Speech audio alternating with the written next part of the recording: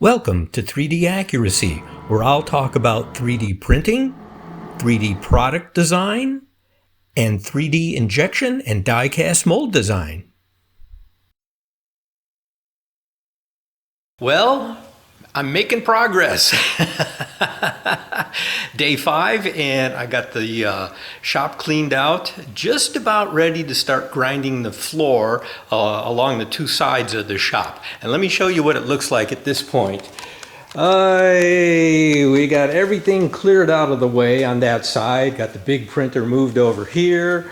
I got the big one over there moved. I've even decided to cover them more thoroughly with, I got an old car cover on that one because it's so big, and I got a painter's tarp on this one, and the other one's over there the same. And these guys, this one that has rollers on it, and this toolbox, and this other printer over here, I'm going to roll those out of the shop altogether, just get them out of the dust. Because I can move them in and out relatively easily. So I decided, well, let's do that. And you can see along this wall, there's a lot of areas I need to grind all this paint overspray garbage off because the flooring is not going to stick to that. It's in pretty bad shape. And here's all the flooring, all ready to go, just waiting for its turn in line. And over here on the other side, it's the same way. You can see whoever sprayed this, there were, I don't know, it looks like pieces of wood were laying on the garage floor here, and they didn't even bother to move them. They just sprayed and just oversprayed right on top of that. I'm like, how lazy can you be? You know, it takes a couple of minutes to lay a tarp and not have that kind of thing, and instead they just blow it all over the place without a care in the world. I'm like, not the kind of guys I would want to hire to do something like that. So anyway, what I'm up to is I've got to move that flooring, of course, in order to do that side. And that stuff is heavy. I don't like having to move it. So what I want to do is move it one time. I got to get it off the wall so that I can, do the floor over there. And I'm thinking, okay, how are we going to do this in a good fashion so I don't have to move it a lot? And I decided what I want to do is put it over here in this spot right here. Because it's just about in the center. The center of the shop is right over here. And when I start laying tile, I'll start here. And I'm tempted to do this whole half just because it's open and easy, and it'll be a relatively quick lay, and I can get rid of some of that tile, get rid of some of those boxes. So anyway, if I put it here, then later on when I'm ready, I can just lay the boxes out, in each direction, and pick at random from one box, then the next, then the next, then the next, so that I mix the boxes up when I lay. Just do it randomly. But I don't want to move it all here and then have to move it somewhere else and that sort of thing. So what I want to do is, you see the floor is dirty, cruddy, and I've got to wash the floor. So what I thought I'd try is I want to try to wash this area and see how it comes up, if I can get this crud off the floor without a lot of effort. Because if I can't wash it clean, then I've got to consider grinding this also. And I really would like to avoid that. I'd really like to just do along the edges where I've got the problem with the paint, and then wash the rest and get this dinge out of the floor so the tile will stick.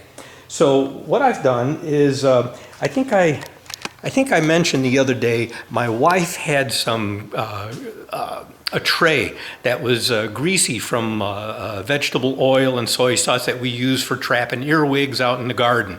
And she used some laundry detergent, some cheap garbage laundry detergent she picked up somewhere not for doing laundry, for doing something else. And so she managed to use that with some hot water and got that tray clean in 10 minutes. She had it clean. So I said, wow, I want to try that stuff out in the garage, see if I can get this dinge out of the floor before we try laying tile. So anyway, I mixed up a bucket. I got a bucket here, and I mixed up with some hot water, some laundry detergent. I've got a wire brush over here. I'm going to attach it to my broom pole over there, and then we're going to scrub this spot and see how it turns out. See if we can get this to come up. I'm hoping. So let me put this camera on a tripod so we can do some work here, get some stuff done. And let's see, can I get it down there in that direction? Let's give that a try. Okay, now I'll take this and get this broom off of this pole, because I want this pole to attach the wire brush to, and then I can scrub it. Then I can get a little muscle into it, see if I can get that crud off the floor. Okay, so we got that attached there, and then let's, I don't want to spill this stuff, so let's see if I can get a little of this, get it wet. Let's see what we end up with. Let's see what this does.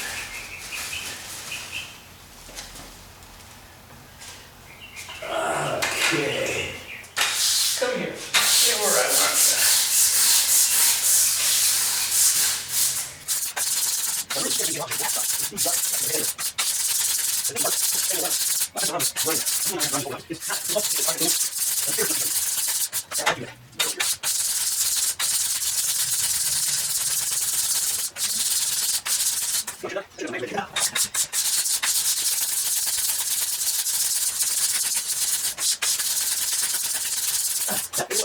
Let's see.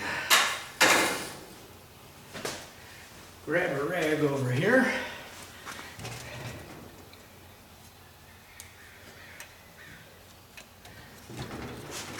Let's see what this looks like.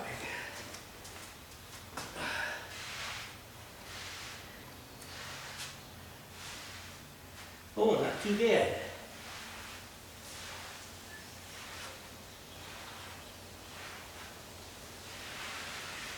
This might do the trick.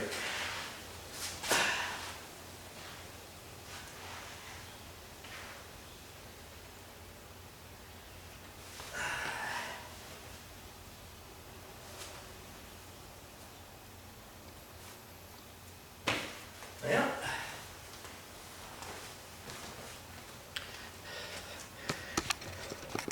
Besides feeling a little soapy,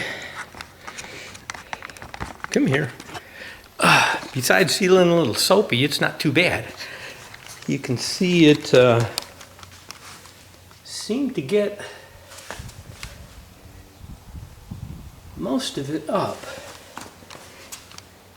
Just looked like it's stained in the concrete, maybe from moisture, dirt, you know, that sort of thing. Because the garage is always a little damp on the floor when it rains heavy outside.